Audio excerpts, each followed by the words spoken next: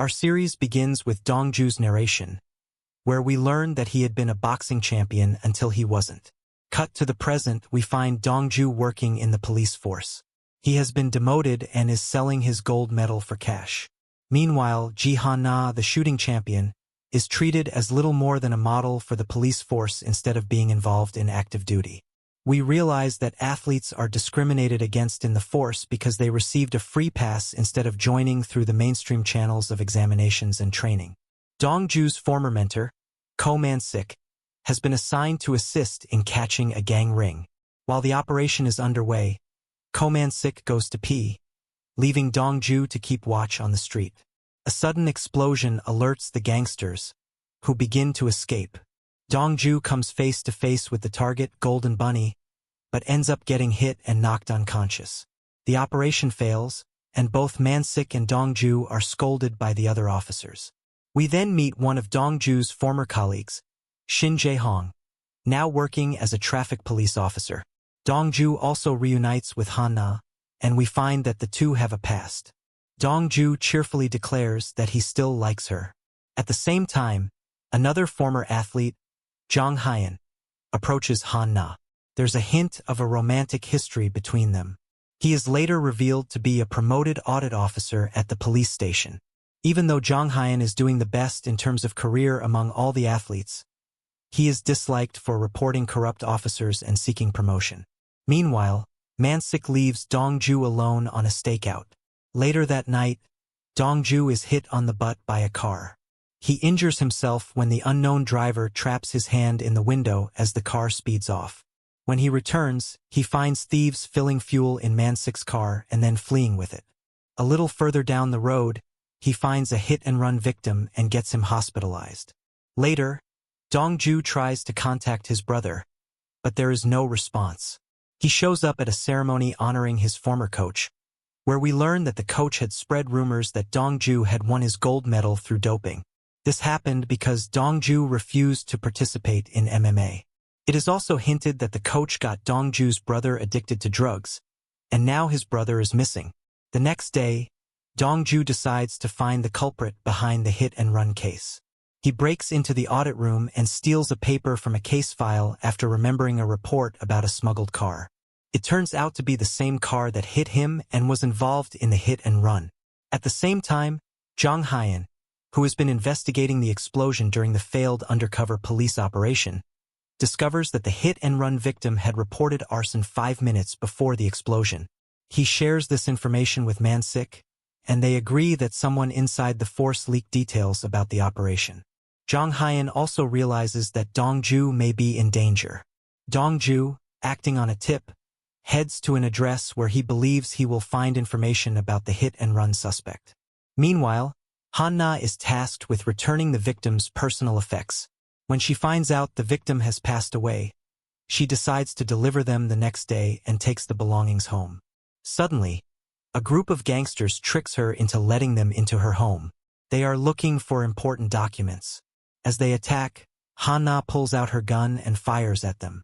Elsewhere, Dong-ju enters a gangster hideout, ready to fight. At the same time, a group of thugs attacks Jong Hyun in the middle of the road. They were hired by a police officer who holds a grudge against him. Jae-hong witnesses the attack. All of them fight using their distinct styles.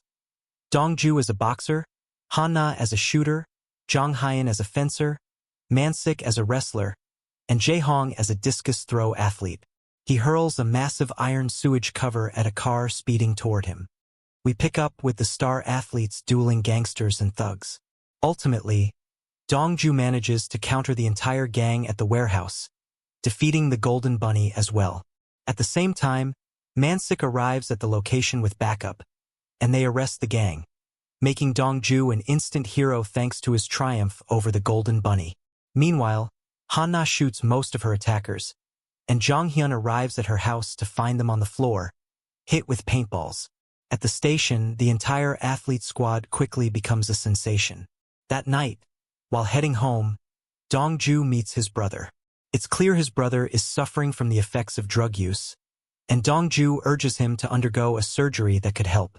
However, his brother disappears in the middle of the night, which Dong-ju suspects is the doing of his former coach, the man who got his brother addicted in the first place. The next day, sensing an opportunity to ride their success, Man-sik convinces the commissioner to form a special unit of pro athletes to solve criminal cases. Surprisingly, they're given their own cabin, and the team is thrilled to finally work in the field, all except Jong-hyun. While questioning the Golden Bunny, Dong-ju notices the golden watch on his wrist, the same one worn by the hit-and-run culprit. Before they can interrogate him further, they discover that the commissioner formed the special unit more as a PR stunt than an actual investigative team. The athletes soon find themselves at a public event where the commissioner promotes a new line of bulletproof and knife-proof jackets. He infantilizes Han-na, making her demonstrate by shooting at dummies, until she turns and shoots directly at the commissioner out of frustration, fracturing one of his ribs. She resigns soon after. Trying to protect Han-na, Jong-hyun suggests that the commissioner spin the incident as a staged stunt. The commissioner agrees. The next day, with Han-na absent, Man-sik receives a tip about the people who took the documents. He heads out with Dong-ju and Jae-hong and meets Jong-hyun there, who also received a lead. However, things go sideways when Man-sik, having eaten a drugged candy, becomes intoxicated and accidentally alerts the gangsters. What follows is a hilarious chase, with Man-sik acting like a zombie and scaring the thugs away. During the chaos, Jong-hyun battles one of the thugs for the documents but suffers a panic attack triggered by a past incident during his fencing match. Just as the thug is about to stab Jong-hyun, Man-sik steps in under the influence and takes the hit.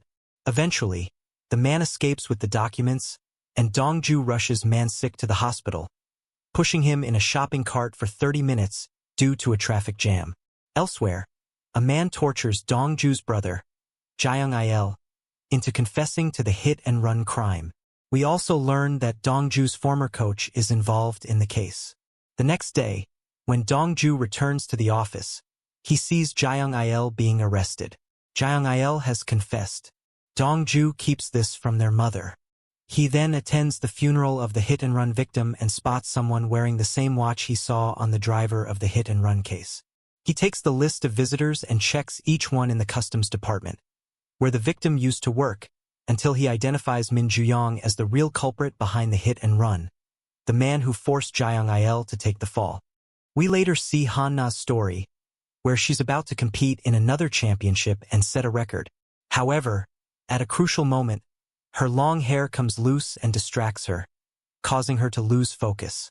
The scene shifts to Dong-ju, who comes across Ju-young at the customs office and ends up creating a scene until he's reported. Back at the station, Dong-ju tries to explain that Min Ju-young is the culprit behind the hit-and-run case, but without proof, he has nothing more to say. This is when Jong-hyun arrives, and the two end up sparring, with Jong-hyun winning the challenge and revealing that he'd practiced taekwondo from a young age. While the officers are out, Jae-il's arrest makes the news. Dong-ju visits his mother, who believes he'll be released soon once the real killer is caught. This motivates Dong-ju to investigate the imported car Ju-young had used the night of the murder. Meanwhile, Jong-hyun learns that Jae-il's case is being transferred to a new prosecutor, his own brother. From their interactions, it's clear there's bad blood between the two. Elsewhere, Dong-ju tries to convince Jae-il to let the truth come out, but to no avail. In the background, Ju-young orders a prison guard to kill Jae-il.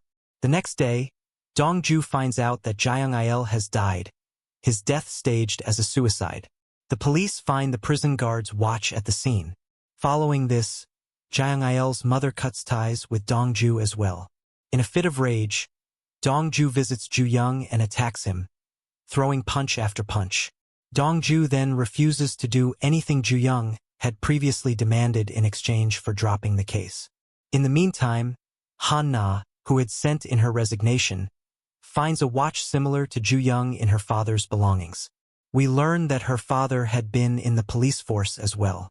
She visits a pawn shop where the owner tells her the watch is a limited edition used by a powerful and notorious smuggler, but he's unsure whether hers is genuine. After Ju-young gets rid of the prison guard for doing a sloppy job, which led to Dong-ju identifying him, He realizes someone has been going through the documents and suspects Han-na might be a risk to his empire.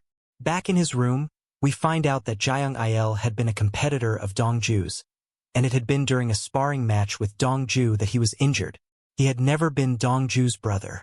The next day, a real estate agent visits Han-na's house, where she discovers that her mother, who works as an insurance agent, has listed her father's house to pay off her debt. We also learn that her mother had been the reason behind Han-na's loss of focus on the day of her championship.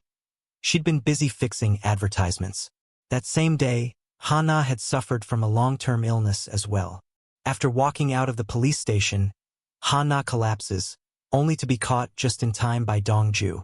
Meanwhile, So-hyun finds out that someone has been searching for Han-na's details at the police station. After talking to Han-na, and after she returns the medal Dong-ju had pawned, Dong-ju resumes copying the book he needs to complete in order to prevent Ju-young from suing him. The next day, Han-na retracts her resignation, and So-hyun joins the team to protect her from the growing threat. Later, Dong-ju breaks into the customs office and confronts Ju-young, warning him that he's coming for him.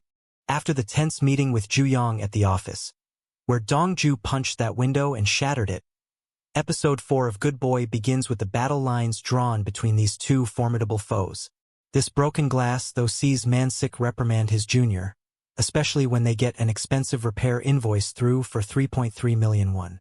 There's inevitably still bad blood between So-hyun and Dong-ju here, who bicker over the best way of handling there. As a result, the group are split in half to cover more ground. Dong-ju gets jealous when Han-na is paired with So-hyun though, so he decides to jump in her place instead. They don't get far in their search, mostly due to the pair clashing, but So-hyun continues searching into the night, checking over the CCTV cameras in the area and noticing a lot of cigarette butts on the ground.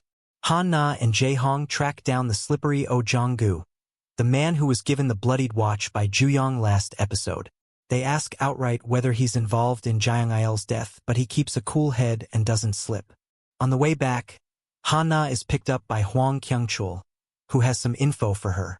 He brings up how, back in 2008, a Russian mafia member was shot dead and her father was in charge of the crime scene. He has files for her about the whole endeavor and hands them over for her here. Now, the suspected cause of death for her father stems from a gunshot to the head, suspected to be a mafia member, but it was closed as unsolved, despite the obvious links. Man-sik does his own digging into the watch with the pawnshop, and this links to Gwang-se, a man sporting a bald eagle tattoo.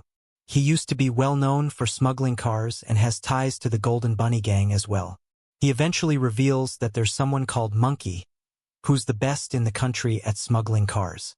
There's a guy at Inzung Customs that covers for him too, which directly links in to Ju-young. Monkey still has the car, and the team need to tread carefully here. If they talk too loudly or make it known at the station what they're doing, Ju-young could very easily hide everything before they bust the operation. As a result, the group decide to use a bait car to lure Monkey in. Unfortunately, the one he's likely to go for is the commissioners. With Gwang-se's help, they manage to get the car and the plan is set to go ahead. On the way, Dong-ju and Han-na end up in a rather compromising position during their stakeout, but it doesn't take long for them to rejoin the others, much to Jong-hyun's annoyance. The operation goes ahead, and they race into the warehouse. Unfortunately, the team are undermined by Dae-il and his group, who sweep in and try to take all the credit for busting Monkey and his smuggling gig.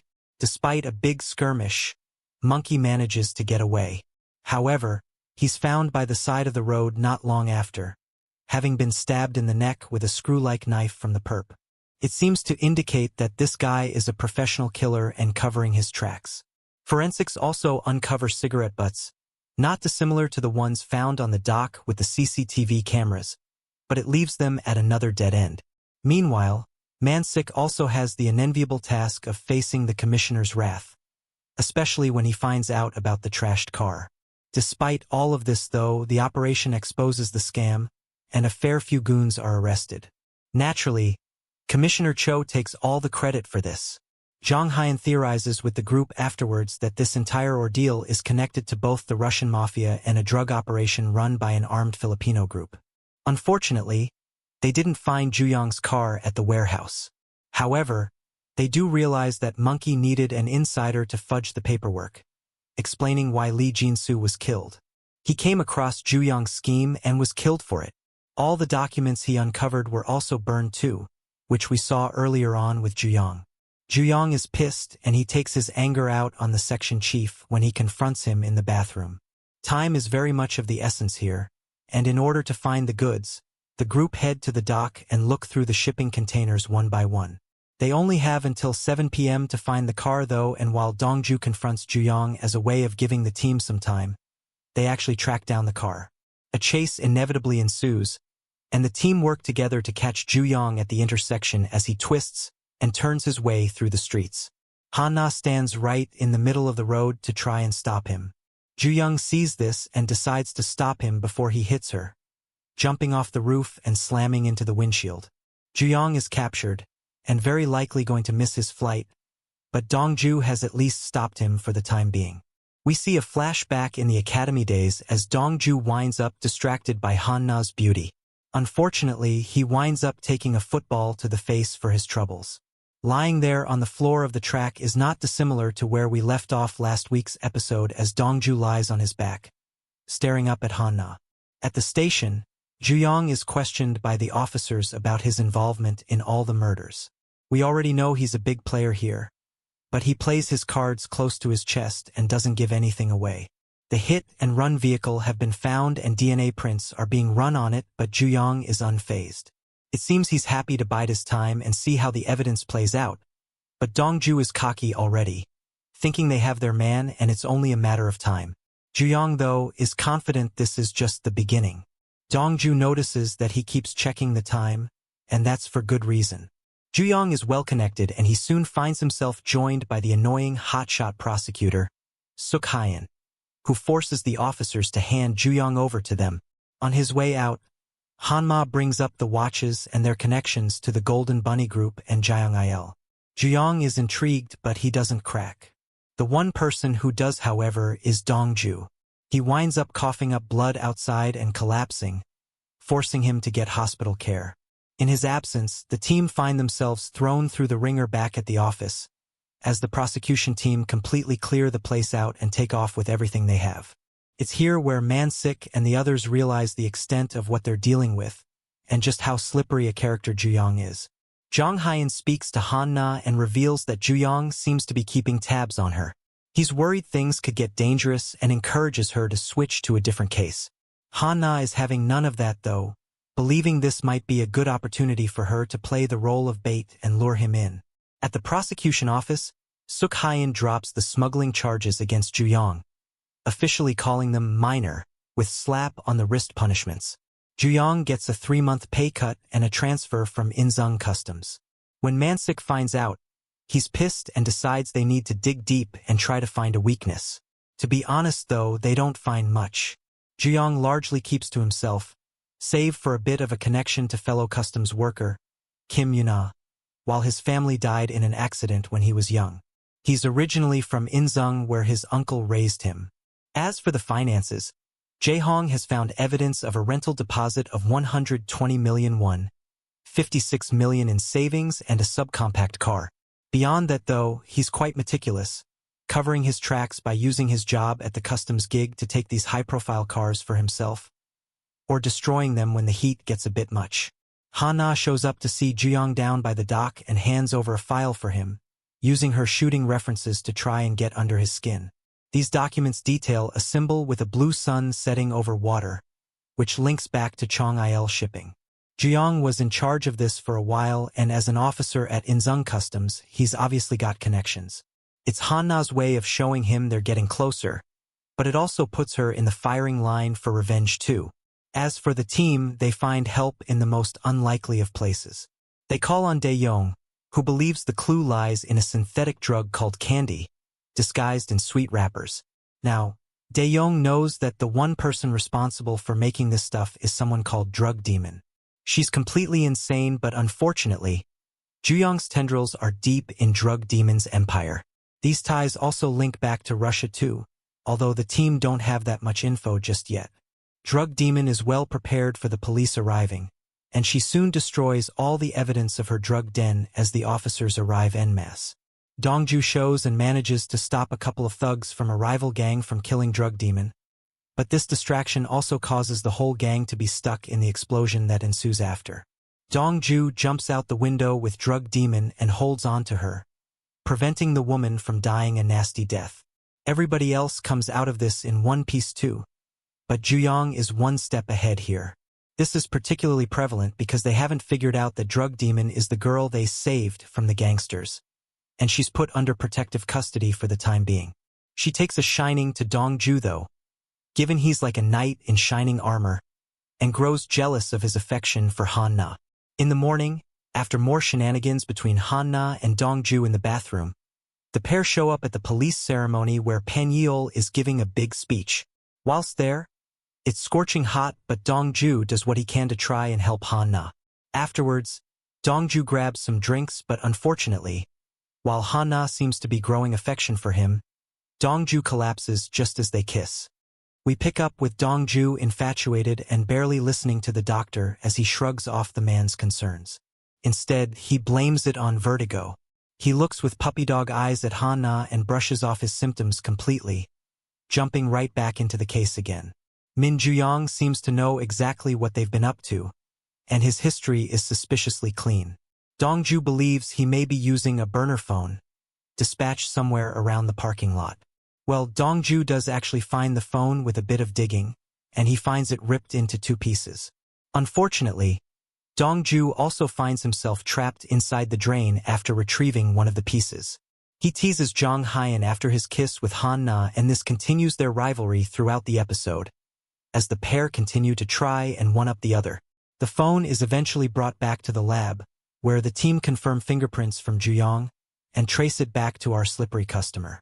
Despite being kicked out his mom's noodle shop, Dong-ju continues to look out for Mija, making sure the kids who have been graffitiing the place are reprimanded and kept in check. He isn't too harsh with them though, offering food and being kind, but it doesn't go unnoticed by his mom. In fact, she decides to invite him over the following evening to patch up their issues. Elsewhere, Drug Demon continues to hold up at the safe house, but she's bored and wanting Dong-ju to head back. However, she's intending to head out and find whoever is cooking up fake candy. This guy is actually at Bakuport, so Drug Demon decides to use this intel to fool the police into doing her dirty work. It works a treat, especially as Dong-ju and Han-na, who's fresh off falling out with Jae-young-suk about reopening the case intro her father's death, show up, as all the police race off to find this copycat. Going by the name of Bong-pil, Drug Demon spins her web of deceit. Everybody thinks this is the right play, except for Han-na, who isn't sure that Drug Demon can be trusted. After a bit of product placement for Kopiko, the group prepare to head out after staking the place the entire night. Bong-pil shows up at the dock but soon sooses that he's being tailed, leading to a big chase. However, it's Dong-ju who comes up short this time, thanks to not being able to swim and ending up in the drink. Regardless, the group check out the lab and realize the stories they know about Drug Demon don't really line up with what they know about this infamous character. Bong-pil has never heard of Ju-young and doesn't seem to know what's going on, even with Dong-ju's unconventional questioning. Dong-ju does get the hair samples and roughs the guy up, but it seems Dong-ju also knows that he may not be their guy. The irony is, they've actually done Drug Demon's work for her, taking out another player and letting her continue her operation. At the station, things take an unexpected turn when Jong-ae shows up. She clings to So-hyun like her life depends on it, and it seems she's back from the Philippines now. Dong-ju and the team are tasked with making sure she doesn't run away, and she's inevitably thrown into the same safe house as Drug Demon, whom they still haven't figured out is their guy. While Mansik delivers a statement to the police about their big win, So-hyun and Han-na have been digging into the records. Now, according to Chignal Shipping's revenue data, they were among the top domestic shippers in the industry, but the following year they deliberately filed for bankruptcy. At that point, TE Corporation bought them out. Furthermore, the company handling the logistics happens to be J9 Security, run by Oh Jong-gu, the same Jong-gu who's working for Ju-young. The good news is, Jae-young-il's mom survives the shooting. Phew, she's still unconscious, but at least she's alive. The bad news is, Dong-ju plays into Ju-young's hand by beating him to a pulp. Ju-young secretly films the showdown and uses it to threaten the police commissioner to fire Dong-ju and disband the special criminal investigation team. Otherwise, the video goes public. Facepalm, this is what happens when you're such a creature of habit that your opponent can use your predictability against you. Man-shik is forced to humor the commissioner in order to save Dong-ju's career as well as keep the team together. But all this does is buy them a few days before the official decision. Dong-ju feels sorry for putting Man-shik and the team in this position, and he offers to quit. But his teammates refuse to allow him shoulder that responsibility. Dong-ju falls for Ju-young's provocation again, when the latter drops by the ICU to see Jae-il's mom. If I got $1 every time these two have I'll lock you up, and I'd like to see you try confrontation, it'd cover a part of my rent. TSK. The one highlight of this otherwise stale scene is Ju-young asking Hana to teach him proper shooting techniques for his next target, and getting a fruit basket thrown at his face in reply. Our good boys can't openly investigate Ju-young, but thanks to one of Man-shik's criminal informants, who I'm going to call Hair Transplant because that's his shtick, they're able to put together the 5 key members of Team Evil. Ju-young is number 1 on the list, and Coach O needs no introduction. There's our drug queen Pin, Yun-ha, and Leo from the Russian Mafia. The last member of the squad is Beck, who is the leader of a northeastern gang that killed Golden Bunny's brother and took over the bunny turf. In the hierarchy, Ju-young is at the center of operations. Yun-ha, Leo, and Beck are on slightly equal footing as Ju-young's business partners. But Coach O is the unfortunate underling. The partners are not happy that the police are sniffing into Ju-young's business, and their business by extension, and Mr. Cult Leader quotes a Bible passage to assure them of all the money they'll make if they trust and follow him. Speaking of trust, Ju-young suspects Yun-ha has a soft spot for Dong-ju. He's right, because not only did she steal Dong-ju's poetry book from the safe house, she also secretly administered first aid to Jae-il's mom after Ju-young shot her, which is why Ms. Mom survived. Maybe this is Yun-ha's way of repaying Dong-ju from saving her from the explosion at the knockoff lab. It's finally time to address Dong-ju's actions and decide on the sit's fate. But Dong-ju walks out of his disciplinary hearing. He goes off-grid for 2 days and resurfaces with a face full of bruises. And at this point, the team has had it with him. When will Dong-ju learn that getting into fights with the bad guys accomplishes nothing? Except for, getting him into more trouble and worsening his already deteriorating health. His wrist injury from smashing into Ju-young's car in week 2 still hasn't healed. And at his last checkup, he was told that the repeated impacts sustained during his athletic career might have caused brain damage. Egu, Dong-ju, will you only rest after you die? Dong-ju shows up in Hana's neighborhood after most of his bruises are cleared. He explains that as a boxer, he knows how to take hits, and he couldn't think of any other way to protect the team. If you say so, Dong-ju. If you say so. Hana relents and asks if this means he is giving up on going after Ju-young. No way, he replies. It doesn't matter how many times you fall. As long as you get back up, the fight isn't over. Dong-ju monologues, before crossing over for a proper kiss with Hana. Must be nice to finally be in a relationship with your longtime crush. Dong-ju is suspended for a month, and the SCIT is assigned to more mascot duties. But low-key, they continue investigating Ju-young. Apparently, apart from the raw materials seized from knockoff last week, more candy precursors were shipped in through Inzung port, and they're still there. But our good boys don't have the authorization to search the port, and customs won't cooperate with them without evidence that there's illegal stuff in the port. At the same time, Yun-ha is on Ju-young's neck to get the precursors out before low-budget drug dealers get a hold of them and litter the market with knockoff candies. Which side will find the candy precursors first between Team Good and Evil? Our good boys get a head start thanks to Man-shik getting bitten by an ant during last week's inspection of Knockoff's shipment. The team calls in a tip about a fire ant infestation, and pest control locks down the port, making it impossible for Ju-young's people to move the candy precursors out. Man-shik calls in a favor from a buddy at pest control, and next thing you know, Dong-ju, Hana, and Jong-hyun are dressed in hazmat suits and smuggled into the port. Lol. The trio are shocked to stumble on Yun-ha and an accomplice, who are also in hazmat suits, but the bad guys manage to get away. The good news is our good boys find the precursors. The bad news is an ant bites Jong-hyun in the process and he gets an allergic reaction. Jong-hyun trembles in front of the epinephrine syringe, and Dong-ju has to knock him out so the doctor can administer the shot. Jong-hyun invites Dong-ju to stay at his place as a thank you for saving my life gesture. But it's really because he doesn't want the currently homeless Dong-ju to crash at Hannah's place. Thanks to Dong-ju's snooping around, we learn that Jong-hyun retired from fencing after sustaining an injury close to his left eye. At Jong-hyun's last match, the tip of his opponent's saber pierced his fencing mask, leading to the injury. No wonder his PTSD acts up whenever he sights a pointy object. The Camp of Evil holds an emergency meeting following the seizure of the candy precursors, and they decide to steal the seized container during its transit to the police evidence storage. Ju-young realizes that hair transplant, who was shot and kidnapped by Leo, overheard their conversation, so he stabs the poor guy right in the bullet wound. Ouch! By the way, Leo is an unintentionally funny character, and hair transplant is always fun. Their warehouse kidnap scene together was hilarious, except for the part where Leo recited the Lord's Prayer before shooting hair transplant. That did not sit right with me at all. Ju-young sends hair transplant, who I'm surprised is still alive, to tell Man-shik about the plan to intercept the seized container, and Man-shik informs the rest of his team. There's a tunnel on the way to the evidence storage, and that's where all the action goes down.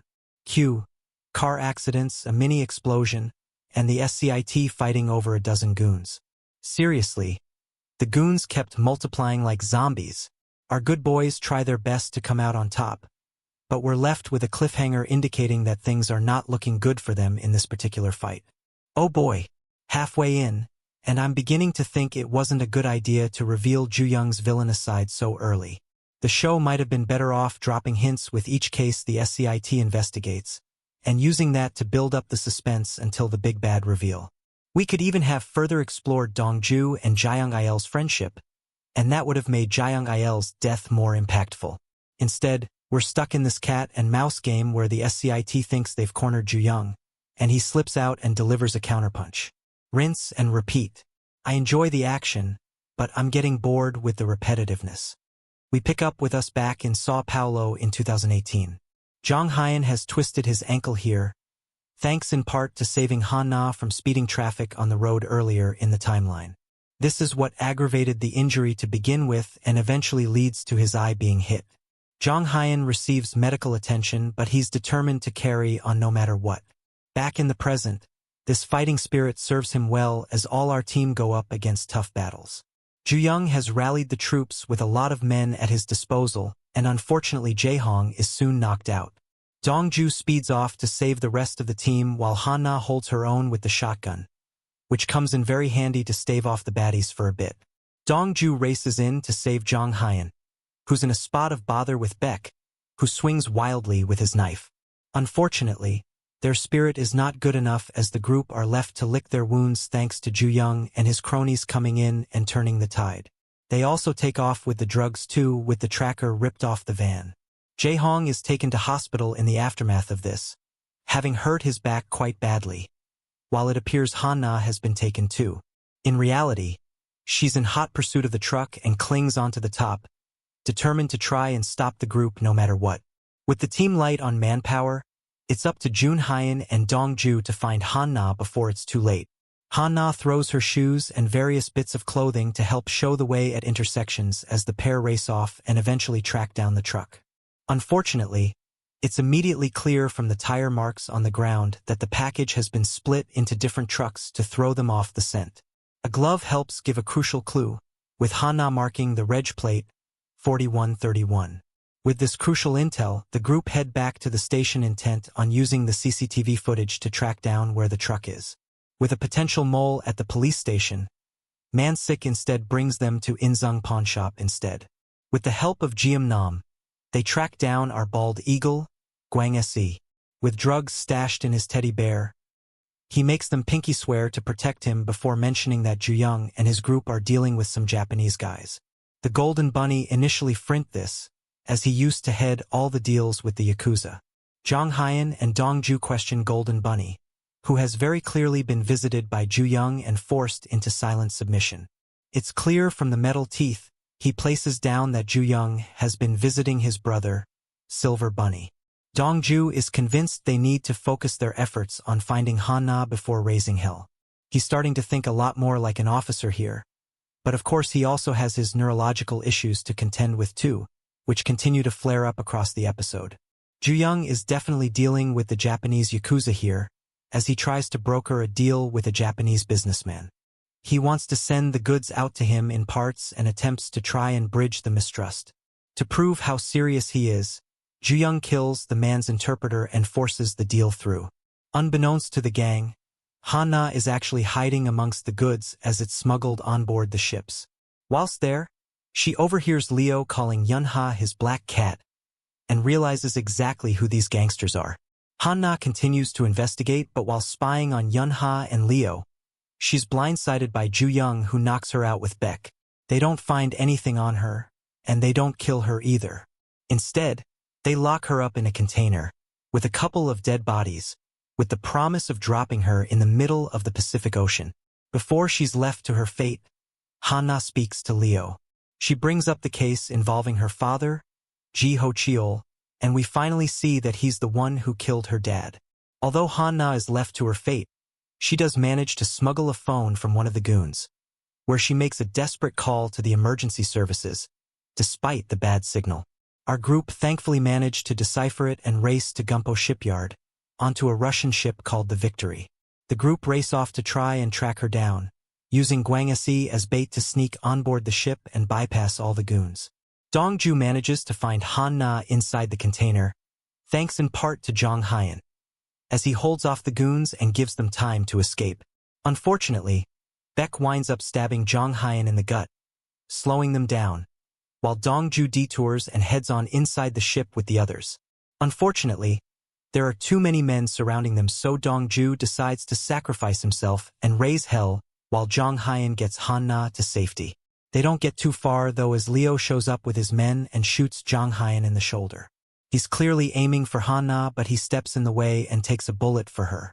As he falls and topples into the water, Han-na drops to her knees and is shocked. We see Jong-hyun shot and falling in the water. Dong-ju dives in and brings his comrade to the surface, while the gangsters all race away at the sound of sirens. Jong-hyun is rushed to hospital and the team are left with the obligatory waiting room scene, twiddling their thumbs and hoping for the best. Jong-hyun is moved to intensive care and it appears he's going to pull through. Dong-ju though is still suffering from his neurological issues, but he hasn't told the rest of the team about this yet. Jong-hyun does regain consciousness, but it seems he's going to be out of commission for a while. Dong-ju also realizes when Jong-hyun hurt his ankle, and it seems his condition is even worse now. Ju-young rings the mayor of Inzung, but he ignores the call. This obviously irks our antagonist, so he shows up at a big dinner meeting and spoils the party. Ju-young tortures the mayor into submission, forcing him to send out the customs department to the dock while also stuffing cash into his mouth. Man-sik is on the back foot too, regretting putting the team together and blaming himself for getting greedy. Unfortunately, their team is also under investigation and unfortunately their department is disbanded. Fast forward 3 months and Jong-hyun is cleared to leave the hospital. He learns here that all of his colleagues had initially been suspended and now are off working separate gigs. Jae-hong is back working with the traffic police, while Man-sik is stuck dealing with domestic disputes. Han-na has a very unsatisfying records room gig while Dong-ju is on cleaning duty. He's staying with Man-sik for the time being though, and here we see why. Man-sik actually took pity on Dong-ju in the past and realized he didn't have much of a family growing up. After all those fights at school, Man-sik is the one who encouraged him to get into boxing and channel his anger. Man-sik has always stood by this kid's side, offering up ways to help him when he's lost or fallen. Han-na arrives to see Jong-hyun at hospital, bringing up what happened between them. He admits he probably should have told her how bad his ankle injury was at the time, but would it have made a difference to their relationship? Either way, Jong-hyun is clearly still pining over her and he gives no illusions that he wants her. Meanwhile, Yun-ha shows up to see Ju-young.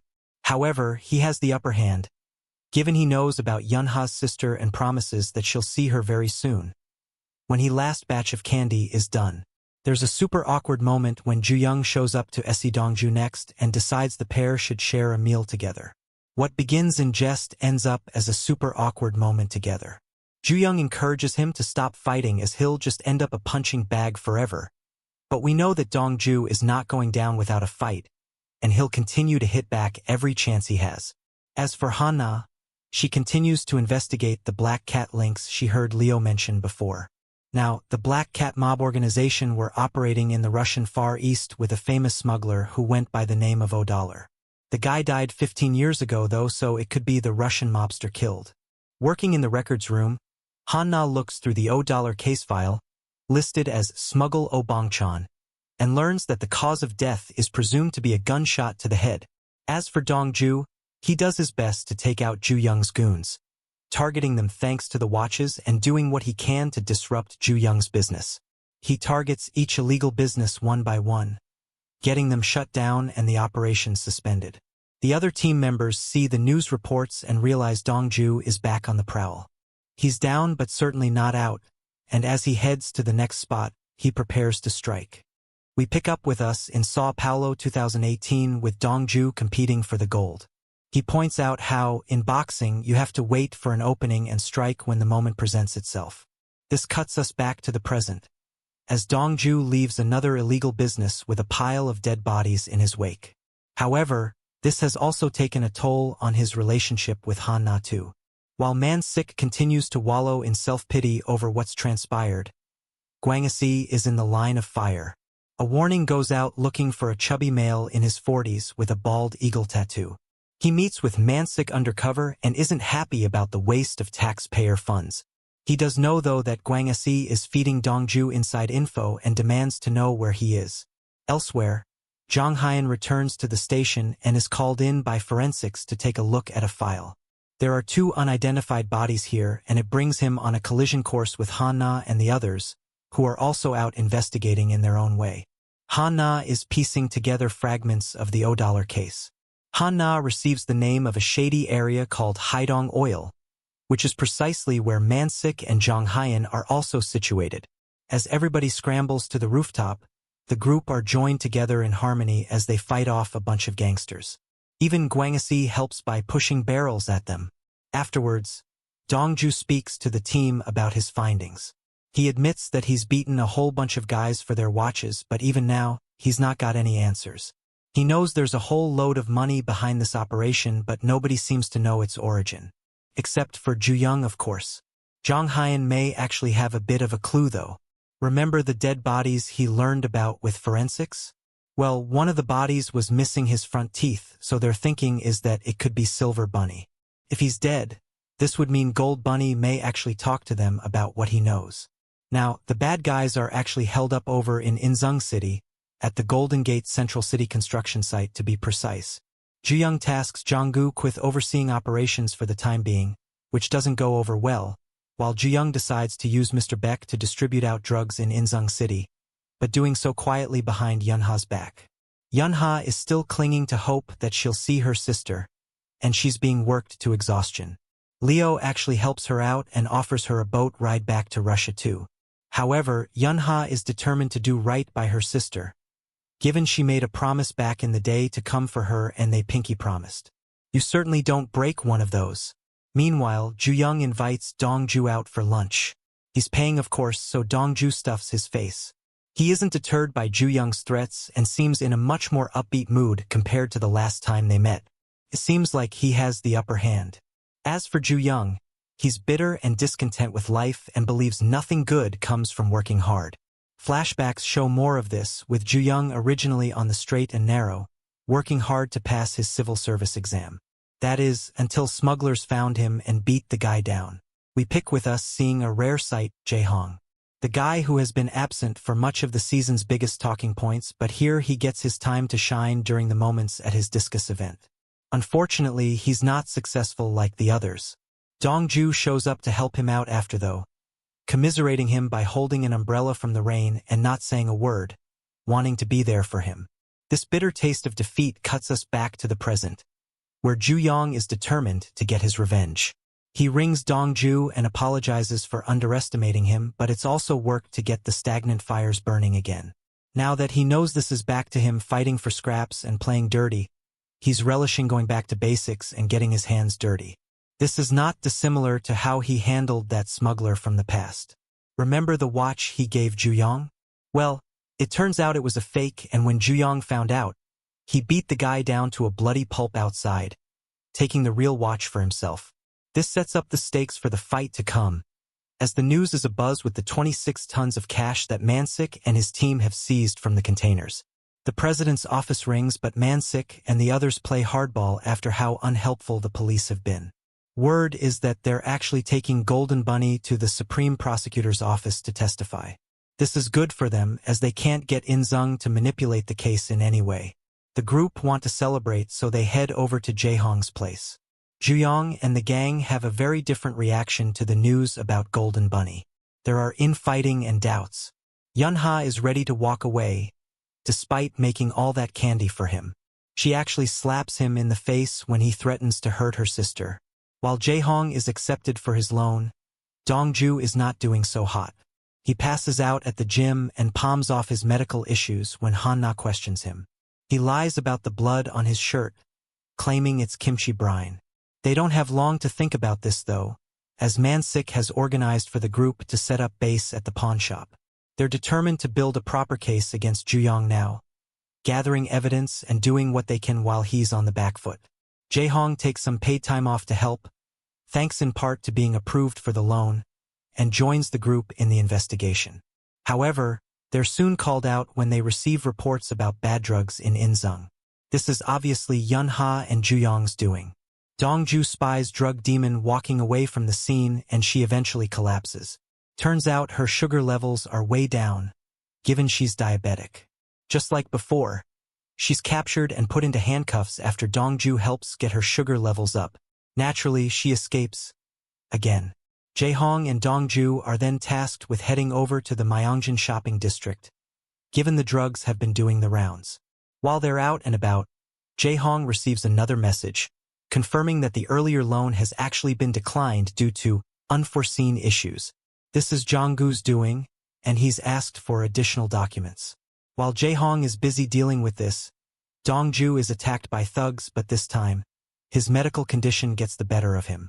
He can barely fight back, and he completely underestimates Jong-gu too, who has a pretty stiff right hook. He hits right where it hurts too, claiming Dong-ju is punch drunk, and belittling him completely. He's eventually taken away, and when our group catch wind of this, they're shocked. Unfortunately, Dong-ju is taken to Ju-young and left a bloody mess inside a shipping container. With our antagonist now aware of Dong-ju's medical condition, they inject him with a lethal dose and leave him to die. However, Yun-ha is here, and given he saved her life beforehand, she reciprocates. She tells him to hold on for 10 minutes, and once they're moving in the container, gives him the antidote to counteract the effects of this drug.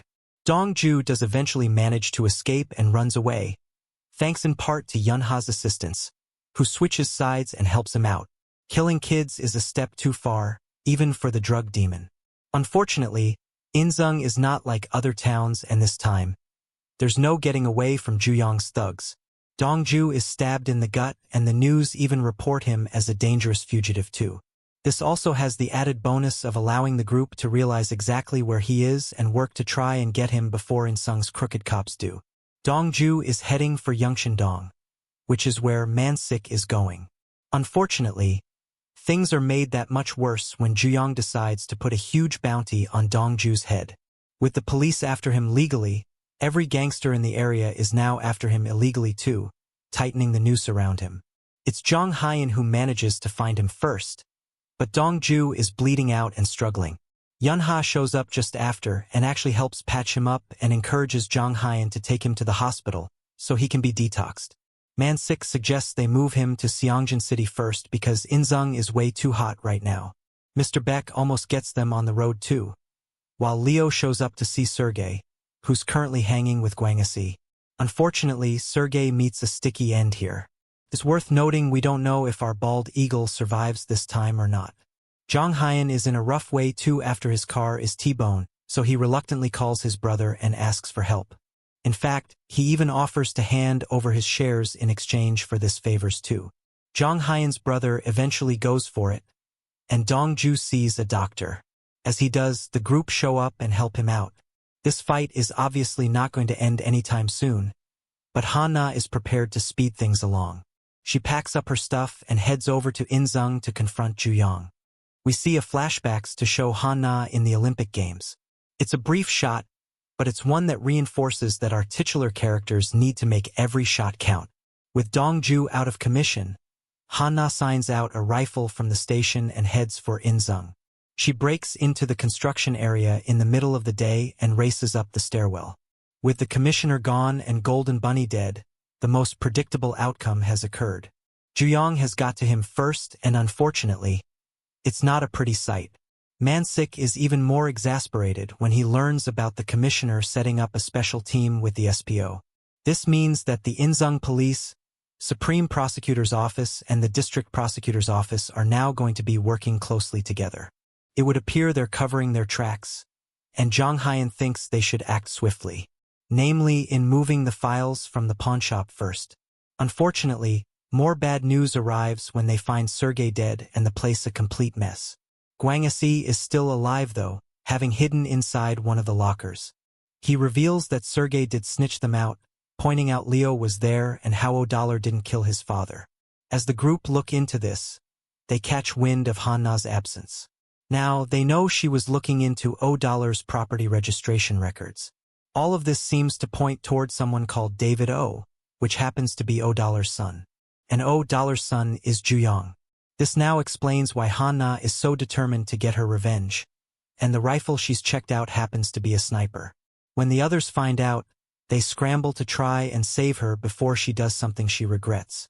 Ju-young continues to move the drugs, while also giving instructions to kill Dong-ju if he shows up.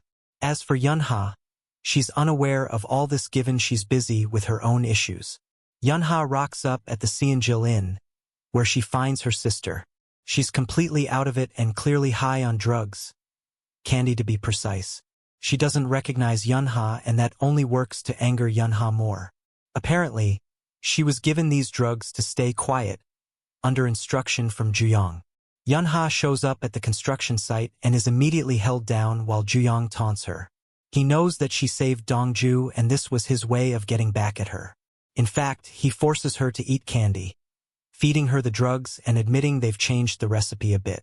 Ju-young receives a call from someone who seems to know about the sniper. Han-na shoots the gun out of his hand, grazing his face in the process, before the group scramble to safety. However, Ju-young has a ton of guards at his disposal and he throws these goons at Han-na, who does a pretty good job of holding them off. In fact, one of them lets slip that Ju-young is on the 20th floor, up at the penthouse. Thankfully, Jong-hyun is not far behind and he hurries to catch up. Unfortunately, Ju-young is waiting in the elevator and he has a gun of his own, shooting Han-na in the chest. She's wearing a bulletproof vest thankfully, but it still doesn't stop it from hurting. Just as she's hit, Dong-ju awakens from his slumber. However, that's not needed because Ju-young goes full-on supervillain and starts monologuing about his accomplishments. Little does he know, however, that all of this is being recorded and broadcast back to the station, as Han-na is actually wearing a live feed camera. It's streaming live too, so the police can't tamper with it, and it spreads like wildfire. In fact, even Jae-hong decides to try and get involved here. Dong-ju gets dressed, smashes down some painkillers and hurries out to help Han-na. However, a whole bunch of goons show up before he can leave. Dong-ju makes short work of these guys though, while Jong-hyun scrambles for the penthouse after hearing a shot. However, the intriguing wild card here though is Leo, who shows up and confronts Ju-young, a gun pointed to his head. Sergei actually revealed that Ju-young was the one who killed his father. He's liked about this the whole time and now his reckoning is here. Well, almost anyway. Mr. Beck shows and stabs him in the gut before Yun-ha grabs him and hurries away to regroup. Our antagonist lives to fight another day, while Han-na also manages to slip out with them in the chaos too. Leo explains here that he's just trying to settle an old debt. Han-na's dad actually spared him in the past to make amends, and now she's returning the favor. He hands over the digital camera he had, which obviously holds memories of the past. Dong-ju hurries to the secret meeting currently underway and absolutely clocks the commissioner in the face. Bam! He's stone-cold lights out, and when Man-sik finds out, he's shocked. Dong-ju, though, can't help but smirk the whole time as they race away from the hotel. Jong-hyun makes it to the penthouse level where he winds up fighting with Mr. Beck. As they skirmish, Man-sik and Dong-ju head to the construction site too, closely pursued by the officers racing from the hotel. It's absolutely chaos as everybody makes it to the hideout, determined to push forward with everything they have. We pick with Leo chasing Ju-young and demanding answers. Unfortunately, he gets peppered with bullets from Ju-young's goons for his lack of cover. Yun-ha is shocked and races over to him in the aftermath of this. Leo is bleeding out and he asks for Yun-ha's real name. She tells him it's Yoon Mi-hyang. That's an ugly name, but I'll remember it, my love, he says, before bleeding out and dying. Now, Ju-young is a master manipulator, as we know, and part of Leo's anger here stems from how he was played like a fiddle. Ju-young convinced him to kill Han-na's dad, claiming that he's been covering for $. He makes Leo kill him before promising to help him get payback. However, upon seeing it was the same man who granted him mercy earlier on, he couldn't pull the trigger. Ju-young arrived and killed him instead. Ju-young's murder is actually captured on this digital camera that Han-na now has, so it's even more evidence to use against him. Back at the construction site, Jong-hyun fights with Mr. Beck in the elevator. He concedes reluctantly that Dong-ju is actually rather tough, and after crushing his glasses, Jong-hyun gets a second wind and fights with more tenacity. However, Beck isn't killed. Dong-ju works his way through waves of goons, along with Man-sik and Jae-hong, who all come out on top. As for Han-na, she heads to the penthouse with a machine gun and a big shootout ensues. During a break in proceedings, Yun-ha just casually walks in holding a grenade. She throws it into the room and forces the others to flee, just as Han-na and Yun-ha escape in the elevator. The grenade explodes, sending the penthouse into a fireball. It's only a temporary refute, though, as Yun-ha has more grenades. She sets another one off as Han-na and Dong-ju are reunited and find themselves face to face. They hide from the ensuing blast, but the goo-goo eyes they make at one another is enough for Ju-young to slip away. Unfortunately, Yun-ha is knocked out from the blast, and although she does have a pulse, it's very faint. In the aftermath of all this, Yun-ha is taken to hospital while the riot police and fire crew arrive and sweep the building. They take any evidence and do their forensics, but there's no sight of Ju-young. Han-na knows that they have a mole on the inside, recounting the sniper incident when Ju-young got a call. If they can find the phone and trace the calls, they may be able to get a crucial lead here. Dong-ju is still wanted, though, so they hilariously have him hide inside one of the dumpsters. However, the commissioner shows up, right off the back of being smacked out by Dong-ju. He berates them all, and Man-sik does his best to ride this wave of anger. Meanwhile, Ju-young's goons are in disarray. They can't get hold of their boss but do have a truck full of gear. Mr. Beck realizes this is worth hundreds of billions of won. He thinks they could offload it for cheap and inform Oh Jong-gu of what's going on. However, he's in a spot of trouble himself here. Back home, there's drama at Man-sik's when he finds out his wife is actually pregnant. We soon learn that it's not his daughter's kid as we initially thought, but there's still a big problem. Man-sik has had a vasectomy, so the kid is not his. The others think it's probably best to call it a night, allowing Han-na and Dong-ju to spend some time together.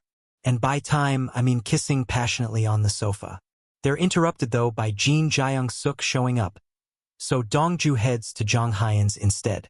Whilst there, however, he ends up throwing up in the toilet. The next day, the group try to work out exactly where Ju-young may be. They're now convinced he has someone on the inside, as he doesn't show up on any of the cameras and the authorities have been surrounding the place. The good news, though, is that they've managed to seize a lorry belonging to Jong-gu. The other trucks did show up, but their plates are unreadable, giving them a way into tracking down Jong-gu. Han-na uses her inside gal to find some useful documents too. Specifically, a list of everybody presents at the Joint Task Force launch ceremony. Dong-ju has slightly less luck at J9 security as it seems the place has already been cleared out. The group do learn, though, that O-Dollar was using plates from trucks that had been illegally deregistered.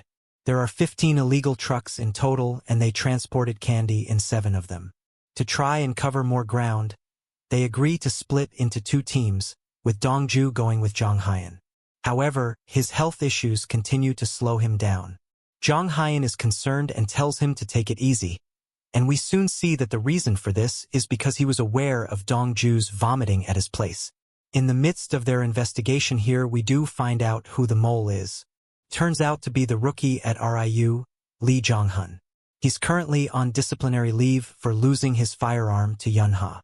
With the mole outed, the noose is well and truly tightening around Ju-young, who has lost his big circle of influence. So where is he? Well, it turns out he's gone straight for Jong-hun to silence him. But it would appear that Jong-hun is not the only one on the inside, though, as Ju-young rocks up in the commissioner's office. Dong-ju and the team race to the station, determined to try and get him. However, he shows himself and immediately holds Pan-yeol at gunpoint. All of this is a ruse to slip away, but Han-na shoots the commissioner in the thigh, prompting Ju-young to rush out empty-handed. All the officers fuss over the commissioner, while Dong-ju corners Ju-young in the parking lot. It's only episode 14 though, so naturally, he does manage to get away, and as Dong-ju tries to chase after him, Jong-gu shows and clocks him in the face. As the pair looks set to fight, Dong-ju's health starts to rear its ugly head, threatening to completely destroy his livelihood. Unfortunately, it would appear that he's lost his vision, or at least seeing hallucinatory versions of it. We pick with where we left off in the parking lot as Jong-gu squares off against Dong-ju. Unfortunately, our titular character is struggling, and it doesn't take long for him to eat a stiff right hand, knocking him clean out. Jong-hyun shows up to try and save Dong-ju, but he's beside himself and rabid. Dong-ju is shocked when he realizes that he's fully blind, and urges Jong-hyun to keep this a secret from Han-na for the time being. The pair head out together, where Dong-ju tries to downplay his issues and refuses to go to the hospital. If anyone is going to empathize and understand this punch-drunk syndrome, it's Jong-hyun, and thankfully he knocks some sense into him. Jong-hyun tags along and helps Dong-ju out as he gets checked out. Several floors up, the commissioner is taken out in an ambulance after being shot. Unfortunately, someone needs to step up and interrogate him, and that falls to Man-sik. This time, though, Man-sik stands up for himself, but he doesn't really get anywhere with the crooked official. Speaking of corrupt, Ju-young manages to get out of town and forces the Inzung mayor to do his bidding. He reminds the guy that he'll only get out of this alive if Ju-young does. If not, well, his entire family are going to die. In his absence, Ju-young speaks to one of his Russian gangsters. They want to move quickly, securing the candy for this deal, because if it falls through, the Japanese are not going to be happy. This means he needs to get the gear back from Beck. Ju-young immediately tracks him down, and Beck is like a deer in headlights when he sees the boss. With the jig up, he decides to split the winnings fair and square, but instead he sends his men in and decides whoever lives will get the share, causing gunshots to erupt across the warehouse. In the morning, the team show up at the warehouse having heard reports about gunshots being fired. Jae-hong is concerned because somehow they've managed to get past at least 7 different checkpoints to get there. Unfortunately, this means there's at least one more mole working for the police. Once again, the gang are forced to search for another police mole. However, they also realize that there's more to this than just money. Ju-young is unhinged, as we know, and it would appear that he's got dirt on individuals, forcing them into submission. Everybody on his payroll has made their money through overseas trade, including the chief prosecutor's father. Interestingly, all of these companies suddenly started growing faster right after involvement with Ju-young. When Ju-young worked at the customs office, he started in the intelligence management division. His job at the time was managing the integrated database, moving paper records across to the digital system, whilst then destroying the originals in the process. When Chongal Shipping was investigated for fax tax invoices, the investigation started from a tip inside the customs office. Ju-young was the one who phoned it in. With similar documents for the other companies, he used these to blackmail people, used Leo to wipe out O-Dollar, and then dismantled the other gangs before taking over. These documents are way more significant than the money, and Dong-ju decides they should trick Ju-young into falling into a trap, laid out for him meticulously by the group. They intend to use the informant from the investigations unit, and given they can't trust anybody right now, not even Dae-il, they bug the radios and get to work listening in. This works a treat and they figure out who the mole is, including his burner phone. This officer is also the one who informed Ju-young at the construction site what was going on, along with being responsible for Jong-hun's death. With the mole caught, the gang track down Ju-young, knowing that he's rattled. They find him in one of the tunnels. It's not the same tunnel they had a huge brawl in earlier in the season, but it's no less troublesome. In fact, our antagonist manages to hijack a car and take off, having escaped capture, again. Ju-young rings the mayor and tells him to burn all the documents. Han-na does her research and realizes that the documents are being held in the Yeonsanggu Public Library. This was the first place he wanted built when he took office, and it doesn't take long for the group to race over and find what they need. With the evidence in hand, the gang managed to capture the mayor too, who's attempting to hightail it away with a bag full of cash. It doesn't go to plan, as he's wheeled out into the middle of the entrance hallway and forced to answer to reporters. Dae-il can only despair at what's taken place. Unfortunately, Dong-ju is not doing well and he's clearly struggling. Jong-hyun does what he can to try and cover for him, but Han-na is starting to cotton on that something isn't right. This is only compounded further when she receives a call from her mum, informing her about insurance documents. However, there's no time to waste as the team get a hit on Oh Jong-gu's whereabouts. Dong-ju is the one who tracks him down, and with a steering wheel in hand, he fights with Mr. Oh. This time, Dong-ju comes out on top, and after knocking him out cold, Jong-gu is arrested. Han-na shows up not long after though, rattled over Dong-ju's condition and not being informed. With Ju-young's circle of influence growing ever thinner, Ju-young shows up to see the Japanese gangsters and offers a whole truck full of candy. But in exchange, he needs to do something for him. He's determined to cover his tracks, and some of this stems from him destroying the truck full of candy. Yun-ha helps give a tip-off about this, and the group head out to try and stop it before this happens. The gang manage to corner the truck, but unfortunately, the explosion goes off just as they get there. We pick up with a reminder from Yun-ha of just how powerful and unpredictable Ju-young actually is. In fact, he has enough explosive power to obliterate Inzung City. This catches us up to the moments we left off from yesterday, where the truck completely explodes and the team scramble to safety. They get away just in time, as the whole thing explodes into an inferno. However, this isn't the end of it, as 3 other trucks around Inzung City detonate. Ju-young really has nothing to lose here, and that makes him incredibly dangerous. Meanwhile, Man-sik has seen his whole life flash before his eyes after the explosion. He's just thankful he can go back to see Jong-ae, but Dong-ju is not happy. He shows up to see the commissioner and demands he take some accountability for his actions. Dae-il eventually concedes and admits that dozens of high-ranking officials in Inzung have been in bed with Ju-young all these years, and it's not going to be easy to unravel those ties. However, there are more pressing issues to attend to right now. There's another undetonated truck out there, and they need to track down where it is. The only person who may know is Yun-ha, so once again we get a touch of deja vu as the gang question Yun-ha about what she may know. Yun-ha unravels a surprising connection to Kim Yuna, one of the girls from the custom office. She actually has a crush on Ju-young, so if they can track her down, they may be able to get Ju-young too. The group do find Yuna, who admits that she was encouraged to leave the country with Ju-young. They were due to meet at the Victory Hotel, so the group used this as a way of luring Ju-young in. They're not the only ones after him though, as the Yakuza are sniffing around too. After Ju-young tried to strike a deal with them, the gangs are desperate for blood, and that means anyone aligned with Ju-young is on the back foot now. Ju-young is also holding a shareholder meeting at the Victory Hotel. When Ju-young doesn't show, Dong-ju senses something fishy going on and tells the group that they need to be vigilant here. Yuna may not be completely truthful, and unfortunately, we get confirmation of this just after. With sodium cyanide powder on the floor of the hotel and Yuna suddenly scarping off in a taxi, it seems Ju-young intends to blow up the hotel. If this happens, it'll occur during the shareholder meeting, killing all the officials outright. The group realize they need to evacuate the building and try to get them out. Unfortunately, the shareholders don't believe them, until the lights all go out and gas sprays down from the ceiling. The group do eventually manage to get out, thanks to Dong-ju throwing himself through a window and the group taking the emergency stairwell. However, they're not alone here, as Han-na manages to call in reinforcements, making Dae-il seem like a hero by saving all of In-sung. He's also going to do the right thing and stand up to crime and corruption, declaring war on the city and, by extension, Ju-young himself. However, it's not the police who find Ju-young first, it's the Yakuza.